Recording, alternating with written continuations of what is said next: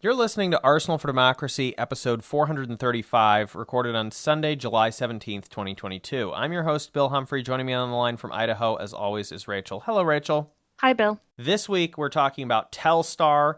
As we briefly mentioned last week in our episode on Western Union, Telstar was a series of communication satellites jointly owned by AT&T, Bell Telephone Laboratories, NASA, GPO, which is the UK's state communications firm, and the Nationale PTT, which was France's state communications firm. Telstar 1 and 2, the first-generation Telstar satellites, had a great deal of significance at the time, not just culturally, but politically and economically, even if they were short-lived. It's the space race equivalent of the short-lived first transatlantic telegraph cable in 1858, which sputtered out after only 3 weeks.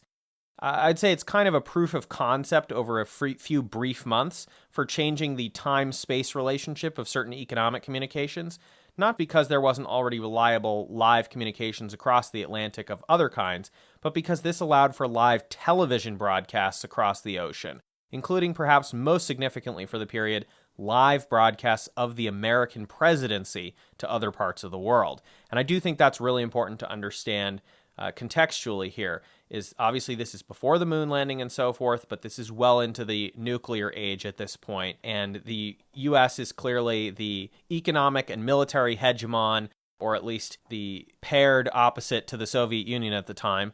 In order for that to sort of reach its full maximum potential in the 1960s, you also need to be able to broadcast those words live simultaneously from Washington, D.C., or wherever the president may be, to especially Western Europe, but also other parts of the world. So again, this isn't something that lasts for a huge amount of time, but it shows what might potentially happen. And Rachel's going to tell us a little bit more about the technology, how it got put into space, and some of the initial experimental uses that sort of showed what satellite technologies could do, especially in the realm of video communications, as opposed to transatlantic telegraph and telephone cables that already existed.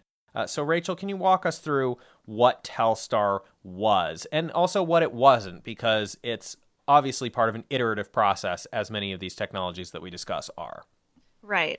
So a lot of the sourcing for this episode came from the Wikipedia articles on Telstar, Telstar 1, and Telstar 2, as well as the Air and Space Museum website and an industry website, Intelsat. So first of all, Telstar wasn't the first communication satellite. That distinction belongs to the U.S. Army satellite SCORE, which stood for Signal Communications by Orbiting Relay Equipment, which launched December 18, 1958. It transmitted a short Christmas message from President Eisenhower via shortwave radio through an onboard tape recorder, which was the first transmission of a human voice from space. So Telstar 1 launched just a few short years later, July 10th, 1962. It had the capability to transmit live television signals between the United States and Europe. The first image, a still image, the flag flying at Andover Earth Station in Andover, Maine, was transmitted to Plumeur-Bodou, which was the French station, just one day after launch, so July 11th, 1962. This footage was private, not transmitted to the general public. It was just kind of proof that it worked and was successful.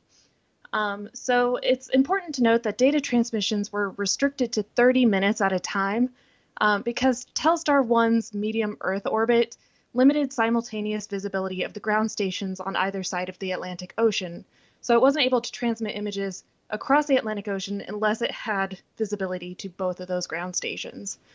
So it had a period of about 2.5 hours. So every 2.5 hours, it could transmit for 30 minutes.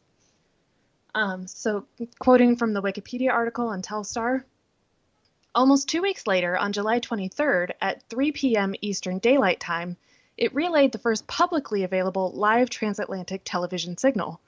The broadcast was shown in Europe by Eurovision and in North America by NBC, CBS, ABC, and the CBC. The first public broadcast features CBS's Walter Cronkite and NBC's Chet Huntley in New York, and the BBC's Richard Dimbleby in Brussels. The first pictures were the Statue of Liberty in New York and the Eiffel Tower in Paris. The first broadcast was to have been remarks by President John F. Kennedy, but the signal was acquired before the president was ready, so engineers filled the lead-in time with a short segment of a televised game between the Philadelphia Phillies and the Chicago Cubs at Wrigley Field. The batter, Tony Taylor, was seen hitting a ball pitched by Cal Kuntz to the right fielder George Altman. From there, the video switched first to Washington, D.C., then to Cape Canaveral, Florida, to the Seattle World's Fair, then to Quebec, and finally to Stratford, Ontario. The Washington segment included remarks by President Kennedy talking about the price of the American dollar, which was causing concern in Europe. I understand that part of today's press conference is being relayed by the Telstar communications satellite to viewers across the Atlantic, and this is another indication of the extraordinary world in which we live. This satellite must be high enough to carry messages from both sides of the world, which is, of course, a very essential requirement for peace, and I think this understanding, which will inevitably come from the speedier communications, is bound to increase the well-being and security of all people here and those across the oceans. So we're glad to participate in this operation developed by private industry, launched by government in admirable cooperation. Well, if the United States refused to cash in dollars for gold, then everyone would go to the gold standard. The United States, which is the reserve currency of the whole free world, we would all be dependent upon the available supply of gold, which is quite limited. Obviously isn't enough to finance the great movements of trade today, and it would be the most backward step that the United States has taken since the end of the Second World War.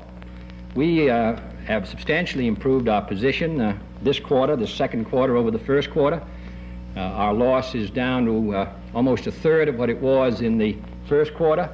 Our loss is, based on the first and second quarter of this year, is about a half of what it was last year and about a third of what it was the year before. We hope that we can bring our balance of payments into balance by the end of next year. We are not going to devalue. There is no possible use in the United States devaluing. Every other currency, in a sense, is tied to the dollar. If we devalued, all other currencies would devalue, and so that those who speculate against the dollar are going to lose. The United States will not devalue its dollar. And the fact of the matter is the United States can balance its balance of payments any day it wants if it wishes to withdraw its support of our defense expenditures overseas and our foreign aid. Now, these have been undertaken. We have put over $50 billion into Europe alone since 1945.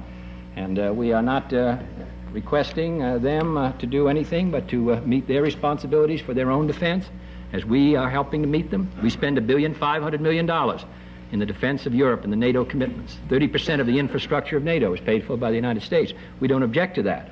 We are not going to devalue. We are going to be able, we think, to bring our balance of payments into balance by the end of next year.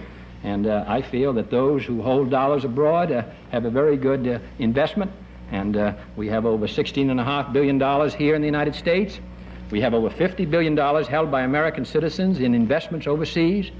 This country is a very solvent country, so that I feel that it requires a cooperative effort by all those involved in order to maintain this free currency, the dollar, upon which so much of Western prosperity is built. And I have confidence in it, and I think that if others examine the wealth of this country and its determination to bring its balance of payments into order, which it will do, I think that they will feel that the dollar is a good investment and as good as gold. When Kennedy denied that the United States would devalue the dollar, it immediately strengthened on world markets. Cronkite later said that, quote, "We all glimpsed something of the true power of the instrument we had wrought," end quote. That evening, Telstar 1 also relayed the first satellite telephone call between U.S. Vice President Lyndon Johnson and the chairman of AT&T, Frederick Cabell. It successfully transmitted faxes, data, and both live and taped television, including the first live transmission of television across an ocean from Andover, Maine, U.S., to Goonhilly Downs, England, and Plumeur-Beaudoux, France. As an aside, an experimental passive satellite, Echo 1, had been used to reflect and redirect communication signals 2 years earlier, in 1960. In August 1962, Telstar 1 became the first satellite used to synchronize time between two continents, bringing the United Kingdom and the United States to within 1 microsecond of each other. Previous efforts were accurate to only 2,000 microseconds. The Telstar 1 satellite also relayed computer data between two IBM 1401 computers. The test, performed on October 25, 1962, sent a message from a transmitting computer in Endicott, New York, to the Earth station in Andover, Maine. The message was relayed to the Earth station in France, where it was decoded by a second IBM 1401 in Lagode, France. Telstar 1, which had ushered in a new age of the commercial use of technology, became a victim of the military technology of the Cold War era. The day before Telstar 1 launched, a U.S. high-altitude nuclear bomb, called Starfish Prime, had energized the Earth's Van Allen belt, where Telstar 1 went into orbit. This vast increase in a radiation belt, combined with subsequent high-altitude blasts, including a Soviet test in October, overwhelmed Telstar's fragile transistors. It went out of service in November 1962 after handling over 400 telephone, telegraph, facsimile, and television transmissions. It was restarted by a workaround in early January 1963. The additional radiation associated with its return to full sunlight once again caused a transistor failure, this time irreparably, and Telstar 1 went back out of service on February 21, 1963. So a very short-lived lifespan, July 1962 to February 1963. But, as Bill mentioned, it was a proof of concept. It did show that it worked and was able to transmit television signals as well as telephone, telegraph, other communication signals. So later, Telstar 2 was launched. Telstar 2 was virtually identical to Telstar 1. The main difference was that Telstar 2 also carried scientific equipment to measure the proton and electron distribution of Earth's Van Allen belts. These data were transmitted via its microwave telemetry system. This system stayed active after Telstar 2's VHF transmitter was turned off after 2 years of service in 1965. Much like Telstar 1, Telstar 2's transmissions were limited to the 30 minutes of it had a slightly longer period of 3 hours 45 minutes, and it was still limited to that 30 minutes in its period when both the receiving and transmitting ground stations were visible. So as I said, it had a more limited service date. It was a planned end of service of 2 years, and it also was able to transmit television signals, telephone signals, and so forth. Experiments continued, and by 1964, two relay units. The relay units were from RCA, and we did talk about RCA on episode 356 for March 2021, and two SYNCOM units, and those SYNCOM units were from the Hughes Aircraft Company, and they operated successfully in space as well.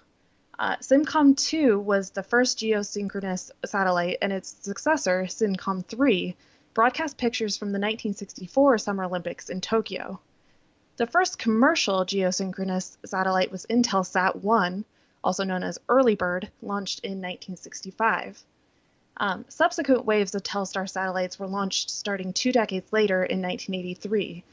They were far more advanced commercial geosynchronous satellites and shared little in common with the first generation of Telstar other than the name.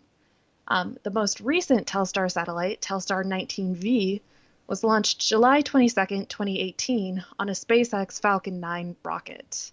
I found an Air and Space Museum blog that includes pictures of the satellite. It's just it's a pretty small looking ball that is covered with like solar cells and these transmission antenna. It's very interesting to look back at that 1960 like space race technology and how it was able to do these advanced transmissions while looking very Jetsons like, kind of retro futuristic. They also wrote a little history of Telstar, and I found a paragraph that was very interesting. Telstar was one of the most significant communication satellites of the early space age. It raised an important policy question. Should communication satellites be operated and controlled by private corporations or under government auspices? The United States chose government direction and created 2 new institutions, ComSat and Intelsat, to develop satellite communications, an arrangement that lasted for more than 2 decades. And so that sent me on a search for ComSat, and I found out that today ComSat and Intelsat is a private company headquartered in Herndon, Virginia, owned by Satcom Direct. And they have a little history timeline. And the privatization occurred in 2001 after operating for 37 years as an intergovernmental organization. So I found that very interesting, that it got privatized in 2001 after operating quite successfully as that governmental agency. So, Bill, we kind of raised a couple of interesting points. The power of communications, of that instantaneous communication, and also the government control and development of satellite technology and its future privatization. Yeah, so one of the things that I remember we talked about on our episode about the transatlantic telegraph cable was that it had a pretty immediate impact on things like cotton prices between New York and London or wherever in England, and people could bid more competitively based on more up-to-date access to information, whether it was that short-lived one during the Buchanan administration or the post-Civil War period when they finally got one going that actually was durable enough. And I think it's interesting that we see with Telstar literally the first broadcast made to the public using simulcast video of a speech. It was a live speech from President Kennedy talking about the U.S. dollar and what the U.S. government's policy on the dollar was going to be, and that this had an immediate effect in European markets. I just thought that was such a fascinating parallel, 100 years apart. And it also, I think, really reflects the different position that the United States was in. Obviously, the United States was very important for cotton in 1858 and to a lesser extent in the late 1860s, although still quite important. And then by the 1960s, it is the world economic power.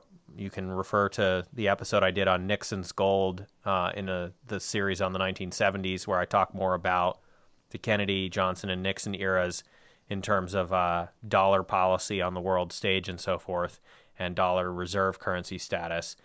And,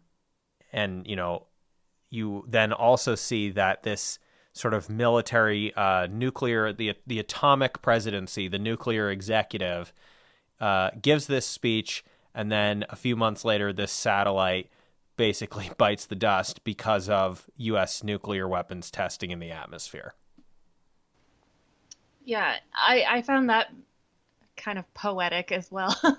The military kind of destroying the communications technology, kind of showing these like dual developmental tracks, and we've kind of gone whole hog on military versus these nice communications developments. So I found that pretty poetic. And also, I just wanted to highlight what Walter Cronkite said. We all glimpsed something of the true power of the instrument we had wrought, and I'm not sure if he was trying to echo Samuel Morse's first telegraph that he sent, "What hath God wrought?" But he had to be, right? He had to be, yeah. I thought that was pretty interesting that he chose to kind of make this connection between the first telegraph and the first simultaneous television broadcast. So I thought that was pretty interesting, and it kind of validates that we're kind of on the right track talking about these various technologies and how they impacted communications and the economic ramifications of those communications as well. The other thing I wanted to highlight was the fact that we created ComSat and Intelsat to control these satellite tech programs, and then it operated as a government agency for 37 years, and then later we decided to privatize it. Did you have any thoughts on that as well? Yeah, definitely. So obviously, the privatization in 2001, right? That's full swing neoliberalism, just privatize everything. And especially the 90s in particular had been an era of privatizing lots of things around telecoms and internet and everything. And I think this goes completely hand in hand with that. And so obviously to that aspect, no surprise there. But also, like you mentioned, the later program named Telstar, which doesn't really have that much to do with the original Telstar, but is at least worth mentioning in passing. That's something that starts in the 1980s. It's still under that at the time at that, government program that you're just talking about. And then now, not only is the program overseeing the satellites privatized, but the actual rockets carrying them into space are privatized. SpaceX, obviously, they receive massive government subsidies, but ultimately, instead of it just being a privately built rocket that's supplied to the government, now it's a private company doing the launches and so forth. So you get even more and more of the pieces being privatized, which obviously the perspective of our show is that that's bad and not to be celebrated for a variety of reasons. But that is kind of an interesting through line through that whole narrative story on this. And to go back to something that we mentioned at the beginning, and this is actually why we brought up Telstar in passing at all on our Western Union episode, was we emphasized that the Western Union satellite was the first fully private commercial satellite, obviously still launched, I think, through the government aegis, but it wasn't co-owned by the government in the sense that the NASA ownership reflected with Telstar, and that's what we were contrasting it with. And,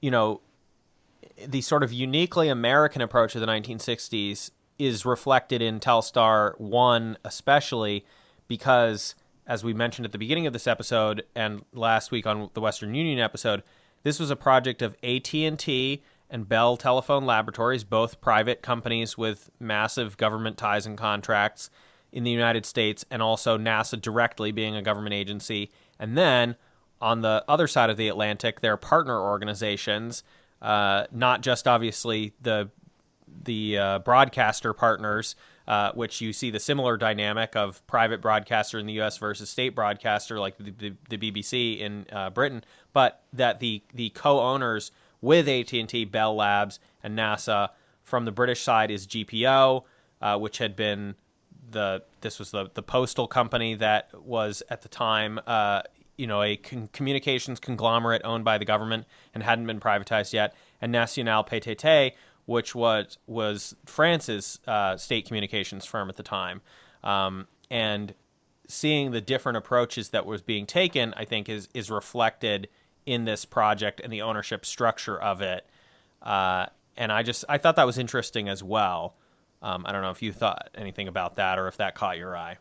Yeah, that definitely jumped out at me. And then the other experimental satellites that were getting launched as well, like the relay units from RCA and the SYNCOM units from the Hughes Aircraft Company, were also these private companies working with NASA to launch their own satellites. I thought that was fairly interesting. And yeah, that definitely jumped out at me. It does make it seem that the privatization, the public-private partnerships did work in our favor because, they were American satellites. They weren't British satellites or French satellites.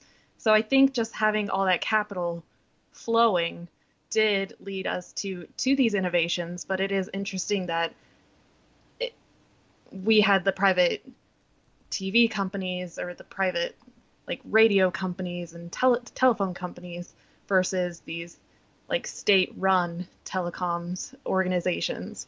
So I thought that was a pretty interesting detail that definitely jumped out at me. And I want to emphasize as well another parallel going back to that transatlantic telegraph cable episode. We talked about a whole bunch of the different projects that were attempted, some that were total failures, some that were partial successes, some that were complete successes. And we talked about the New York, Newfoundland, and London Telegraph Company. We talked about the Atlantic Telegraph Company. We talked about that later became the Anglo-American Telegraph Company. Generally, the Anglo-American Telegraph Company, for example, ended up being either invested in or merged with several undersea cable laying companies in the U.S., UK, and France. So that's just another very obvious parallel here where these three countries were, despite, sometimes having some friction and problems with each other, they were so economically interrelated that whether it was private capital or state capital, depending on the era, they were all hand in hand working on this project together. And that, I think, is an interesting echo through history as well. And I think, listeners can probably see that we are starting to move toward doing more third industrial revolution topics. It's not going to be a consistent thing because we're still going to jump around as we see thematically appropriate or as we feel like it.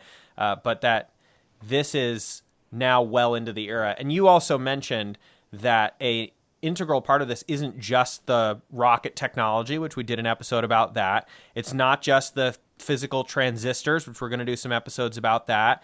It's not the satellite as a whole. Part of it that makes this work, this broadcast work in 1962, is having these huge IBM computers running the decoding and encoding for all the communications for these satellites. And that's something we also talked about, whether it was container ships and their terminals and using IBMs to, sort out how to load the ship properly. We talked about IBM and Telex with regard to the Chilean CyberSyn program. We talked obviously about Telex and some other things in relation to Western Union. So you can start to see these strands coming together, and these are some of the things that really differentiate this era from the second industrial revolution, except that the point that is also crucial to make, and I think this Telstar episode really makes that very well, is that it's also a continuous process, that the first industrial revolution is not separate from the second industrial revolution, which is not separate from the third industrial revolution. These are phases. You can identify distinct parts in them. You can identify key tipping points and turning points in them, but ultimately there's transitional technologies as well, and there's things that are analogs and echoes of things that we've already seen and talked about on other episodes.